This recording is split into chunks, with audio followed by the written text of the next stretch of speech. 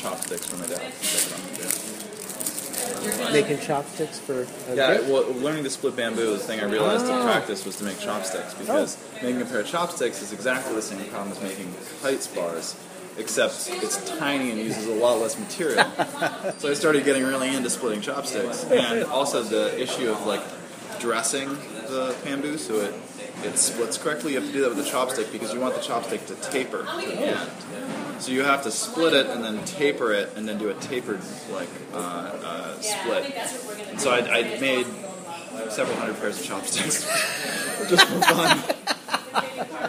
I mastered the technique before you abandoned using these. Well, you haven't abandoned. You set it aside. Right. I mean, it's kind of like and there's this tension with Plot's tools, right? Between my own interest as a hobby craftsman, as someone who likes crafting objects, and the specific community need of the tools. Yeah. And that's something that I feel that tension when looking at especially the traditional KAP community, you know, because those guys are like, well, why would you use this when this is 5 times stronger and costs 5 times as much, you know? Because obviously it's the same you thing, want right? the better thing. Yeah, and you all the time. Why are you designing for this crash resistance? Just learn not to crash. Practice until you don't crash, right?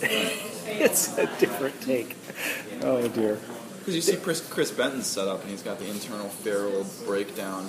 He's got his carbon fiber on like tent poles, so they all break down and they just snap together. And his kites go up, and they're glorious, and they're all hand sewn. He's got like his hand finished wooden remote control that mounts on one hand, and his own gloves, which he's custom sewn pads onto to like really give him control. And you know, and his hand-built remote control rig, and like his handmade, you know, hang-ups for his line.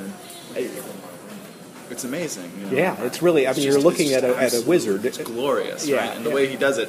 And he's so fluid. When you do this thing where you see him fly, and you've commented on that, you know, but he's just artful. Yeah, exactly, artful. And here I am, I got like line and tangle my foot in it, and I throw in this kite up that's like shaking in the air. He's kind of looking at it like, why are you doing this? Yeah, what is this about? Right. It's very different, but different aims. Yeah. It was fun. I finally found him in the phone book, and when I called him to see if he had any suggestions about promoting a simple aerial photography mission in Belize, and I reminded him who I was, and he said, "Oh yeah, the Gulf oil mapping guys, yeah." Right.